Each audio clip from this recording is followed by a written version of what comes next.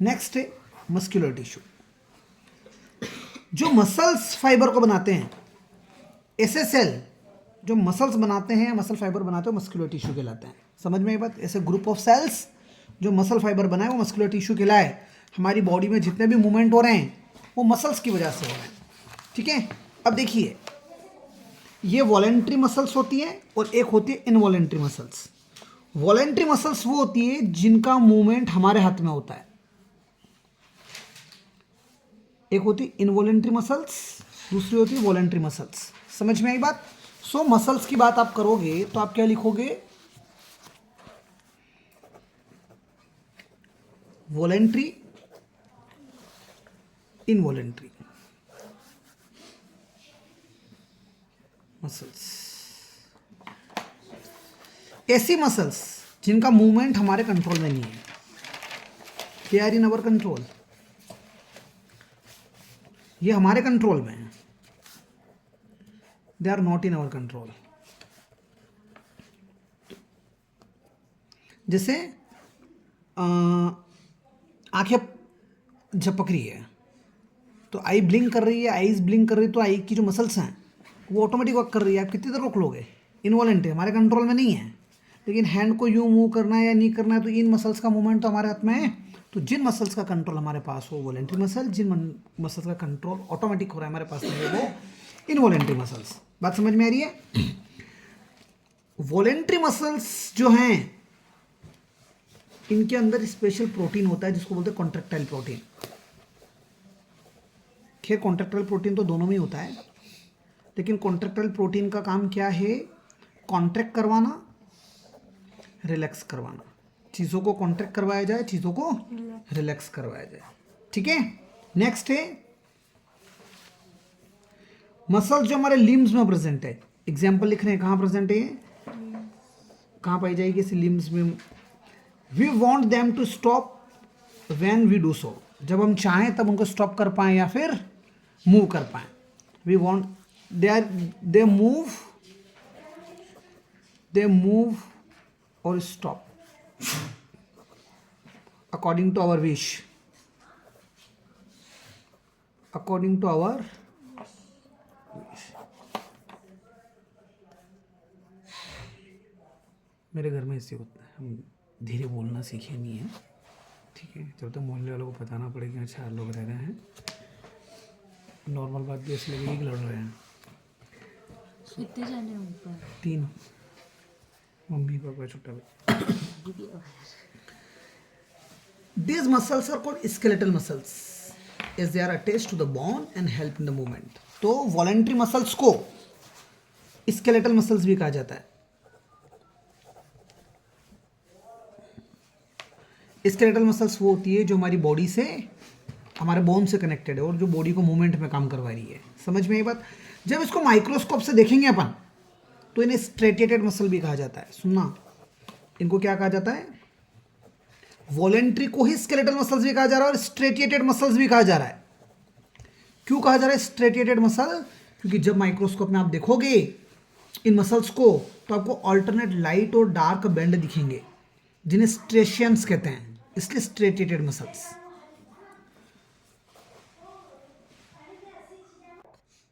ठीक है, तो 7वां पॉइंट है स्ट्रेटिएटेड मसल्स क्यों कहा जाता है।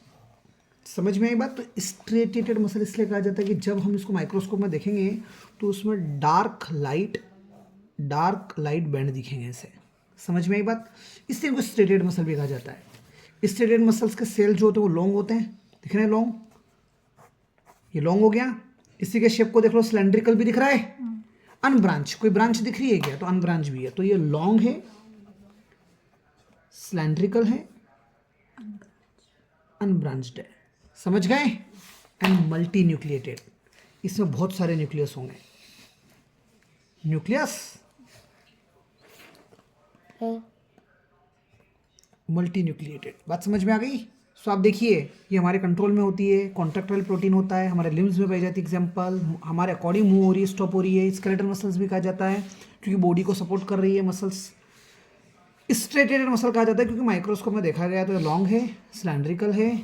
4 पॉइंट दिख रहे हैं आपको, लॉन्ग, सिलेंड्रिकल, डैश डैश दिख रहे हैं, मतलब मल्टी न्यूक्लिएटेड, और ये डार्क ब्राइट बैंड्स हैं, और अनब्रांच है, कोई ब्रांच नहीं दिख रही आपको इसमें।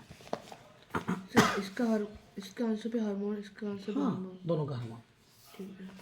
ठीक है, अब बात करें अपन इनवॉलेंट्री मसल्स की। तो जैसे कि खाना एलिमेंट्री कैनाल से उतर रहा है, इसोफेगस, फूड पाइप से जब खाना उतरता है तो यहाँ की जो फूड पाइप की मसल्स है वो अपने अकॉर्डिंग ऑटोमेटिकली कॉन्ट्रैक्ट होगी, रिलैक्स होगी, कॉन्ट्रैक्ट होगी, रिलैक्स होगी, फूड को आगे पुश करेगी। सो एग्जाम्पल में आप क्या लिख दोगे, movement of food in the alimentary canal, alimentary canal की बात कर रहे हैं। ये हमारे जो ब्लड वेसल्स हैं, नसें हैं, उसमें ब्लड जाता है तब कॉन्ट्रैक्ट होती है, रिलैक्स होती है, तो वो एग्जाम्पल अपन लिख सकते हैं। इनको स्मूथ मसल्स भी कहा जाता है। क्या कहा जाता है?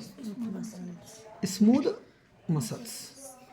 ठीक है, इनवॉलेंट्री मतलब जो हमारे कंट्रोल में नहीं है, जिनका मूवमेंट हमारे कंट्रोल में, ठीक है, तो आप लिख सकते हैं दे मूव और स्टॉप ऑटोमेटिकली। ठीक है, इसके बाद 5वां पॉइंट आप क्या लिखोगे, कहाँ पाई जाती है स्मूथ मसल्स? तो हमारे इरीज ऑफ आई, मतलब आई की इरीज मसल्स जो हैं, आई की इरीज, समझ रहे हो? इरीज क्या करता है? प्यूपिल को आगे छोटा बड़ा करता है। सिलियरी मसल्स जो हमारे आई के लेंस को बड़ा छोटा करती है, तो इरीज, सिलियरी मसल्स इन द आई। अब हम दूर का देख रहे हैं, पास का देख रहे हैं, तो जो लेंस की साइज बड़ी छोटी हो रही है हम थोड़ी कर रहे हैं, ऑटोमेटिक हो रही है। तो जो मसल्स लेंस की साइज छोटी बड़ी कर रही है वो सिलियरी मसल्स हैं इन द आई। ये इनके जो मूवमेंट्स है वो इनवॉलेंट्री में आएंगे। छठा, इनको अनस्ट्रेटिएटेड कहा जाता है। ये क्या थे? स्ट्रेटिएटेड। समझ गए? अनस्ट्रेटिएटेड का डायग्राम बना के बता देते हैं कि क्या चीज़ है। इनके सेल लॉन्ग होते हैं, पॉइंटेड होते हैं। सेल कैसे होते हैं? Long and pointed. सो ये देखो आप, पॉइंटेड एंड आ गया कि नहीं आ गया?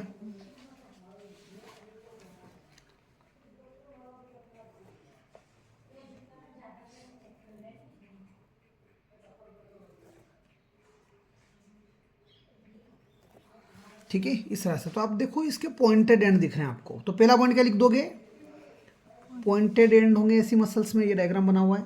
ये यूनिन्यूक्लिएटेड होते हैं। जैसे यहाँ देखो मल्टी न्यूक्लिएटेड था, बहुत सारे न्यूक्लियस थे, ये यूनिन्यूक्लिएटेड मतलब सिंगल न्यूक्लियस होता है। ठीक है, और the cell are long,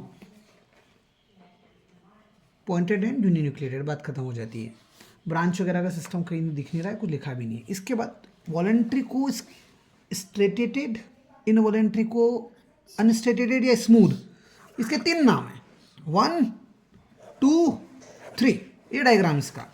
voluntary के भी 3 नाम है, 1, 2 और 3। ये डायग्राम इसका, और इनके स्पेसिफिक, बस खत्म हो गई पिक्चर ही मस्कुलर की। आएगा ही आएगा, लिख ही लीजिएगा। समझ गए? कल का पेपर बैठा था आप लोग साइंस का, आप शाम की क्लास में नहीं थे, जो शाम में हमने वहाँ पढ़ा और टेस्ट दिया ना, नहीं वहाँ स्कूल का, जो ये लोग हैं ना वासु वगैरह की क्लास में। वो मैं डिराइव काइनेटिक एनर्जी का फॉर्मूला गलत लिख के आ गई, आपने सिखाया था और मैं वो सेकंड इक्वेशन का। वो इसलिए नहीं आएगा, देखो सिखाया पर टेस्ट कहाँ दिया है? अभी आप टेस्ट दो मेरे, उसके बाद आप रिजल्ट देखो, आपका बहुत इफेक्ट होगा। बाकी बहुत सही हुआ अभी। Cardiac muscles, test copy. Cardiac muscle, अब देखो कार्डिक मसल्स के मूवमेंट भी हमारे हाथ में नहीं है। कार्डिक मसल मतलब हार्ट जो पंप कर रहा है ब्लड, तो हार्ट अपने हिसाब से कॉन्ट्रैक्ट हो रहा है, रिलैक्स हो रहा है। समझ में ये बात? लेकिन हार्ट की मसल्स हैं, इस चीज़ को स्पेसिफिकली अलग टॉपिक से पढ़ लिया कि जो मसल्स हार्ट में पाई जाती है उसे कहा जाता है कार्डिक मसल। रिदमिक कॉन्ट्रैक्शन होता है, हार्ट बीट जो हो रही है तो रिदमिक कॉन्ट्रैक्ट होती है और रिलैक्स होती है थ्रू आउट द लाइफ। ये भी इनवॉलेंट्री ही है। इनवॉलेंट्री मतलब इनका मूवमेंट भी हमारे कंट्रोल में नहीं है। हार्ट बीट दिल को धड़कने से थोड़ी रोक सकते हैं, समझ में ही बात। लेकिन मसल्स का नाम क्या है? Cardiac muscles. शेप बना दीजिएगा इसका इस तरह से कुछ,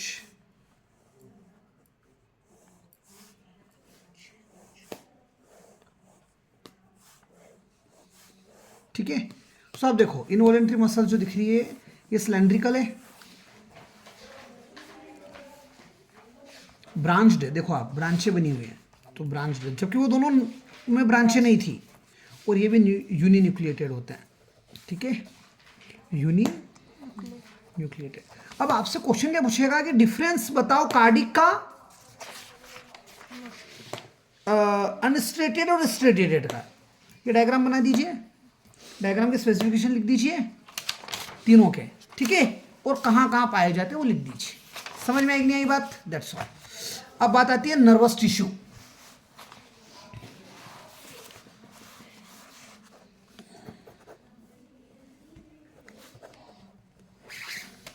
नर्वस टिश्यू की बात करोगे तो हमारे जो all cells possess the ability to respond stimuli. Nervous tissue के अंदर जो सेल होते हैं उनको बोलते हैं न्यूरॉन्स। नर्वस टिश्यू जो कंपोज्ड है उसमें क्या पाया जाएगा, इनके अंदर जो सेल होंगे उनको कहा जाता है न्यूरॉन्स या फिर नर्व सेल। ये ब्रेन में पाए जाते हैं, स्पाइनल कॉर्ड में पाए जाते हैं और हमारी नर्व्स में पाए जाते हैं, ठीक है। कैसा स्ट्रक्चर होगा न्यूरॉन्स का, तो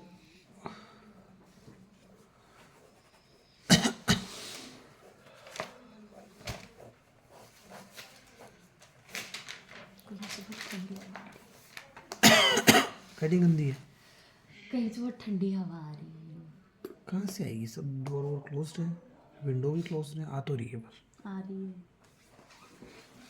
विंडो खुली होगी क्या? देखते हैं। तो ये जो लॉन्ग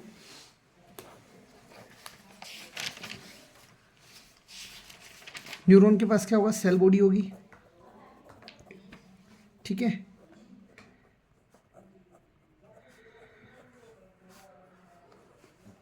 कल सुबह इसका टेस्ट है, जो भी आज पढ़ा दिया जाएगा इसका 5:30 बजे एग्जैक्टली टेस्ट देना है। आप भले 4:30 पे आओ, आप 5 पे आओ, आप रिवाइज करो या आप घर पे रिवाइज करके आओ, आपको 5:30 से 6:30 टेस्ट देना है। समझ गए? 6:30 पे मैं क्लास चालू कर दूंगा। 6:30 तक जितने क्वेश्चन हो जाएंगे आपके उतने क्वेश्चन को चेक किया जाएगा, लेकिन इसका मतलब नहीं 2 क्वेश्चन ही करके बैठे हैं, ठीक है। ये क्या हो गया, न्यूक्लियस, ये हो गया डेंड्राइट्स, ये होगी नर्व एंडिंग, ठीक है। केवी आपने टाइम टेबल भेज दिया मेरे को फाइनल ईयर का, फाइनल का पता है आपको डेट्स? बोलिए। 24 को है साइंस का, बहुत बढ़िया, ठीक है। 4 को मैथ्स है हाँ, और उसके आगे शायद देखना। तो पहले साइंस खत्म कर लें अपन। 4 बाप रे कितने 4 मार्च को मैं तो बहुत टाइम है। फिर नेक्स्ट सोशल बाद में है कि पहले है? सोशल बाद में है। 4 के बाद ही है ना। साइंस में काफ़ी कुछ हो गया अपना, ख़त्म ही कर रहे हैं इसको आने वाले 4-5 दिन में, ठीक है। और टेस्ट दे दो और फ्री हो जाओ। मैं जो क्वेश्चंस दे दूँ उनको पढ़ के चले जाओ, पेपर सेट है आपका। क्लियर है कहानी इतनी? चलिए, सेल न्यूरॉन्स हैं, इनका काम क्या है, स्टिमुलस को ट्रांसमिट करना। फंक्शन क्या लिखोगे? To transmit stimulus. हाँ बेटू, कहाँ पाए जाते हैं? ब्रेन,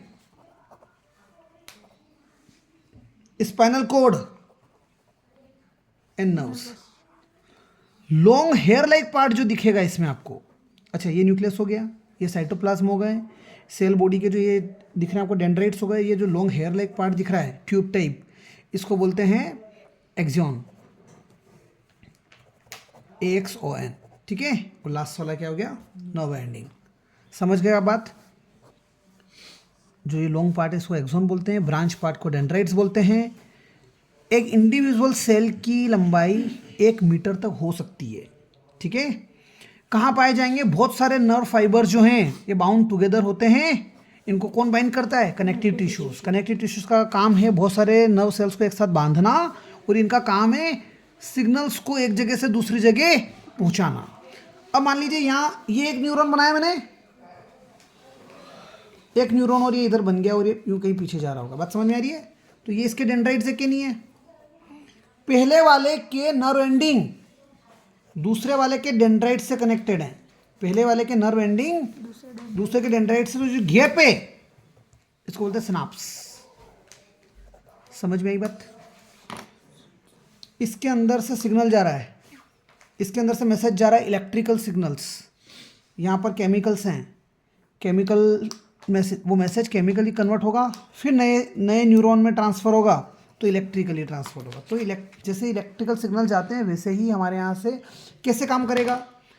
गरम किसी चीज़ को टच किया तो हाथ को दूर लेना है, तो न्यूरॉन्स ही मैसेज भेज रहे हैं स्पाइनल कॉर्ड के थ्रू कि ब्रेन तक मैसेज जा रहा है, फिर ब्रेन हमारे मोटर नर्व को एक्टिवेट कर रहा है कि भैया हाथ दूर लो। तो जो सिग्नल गया बॉडी में वो इलेक्ट्रिकल इम्पल्स के थ्रू गया होगा। तो ये एक तार है जो करंट को भेज रही हो जैसे। समझ में आ रही कि नहीं आ रही है बात?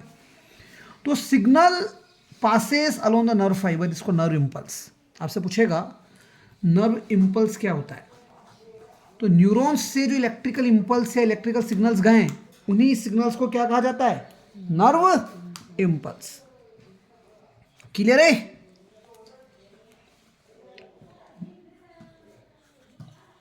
That's all. क्या क्या कंप्लीट कर लिया अपन ने?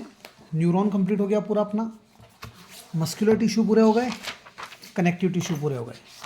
अब अपन आ जाते हैं एनिमल टिश्यू पे। एनिमल टिश्यू कंप्लीट करेंगे तो एपिथेलियल को कंप्लीट करते हैं तो एनिमल टिश्यू पूरा कंप्लीट।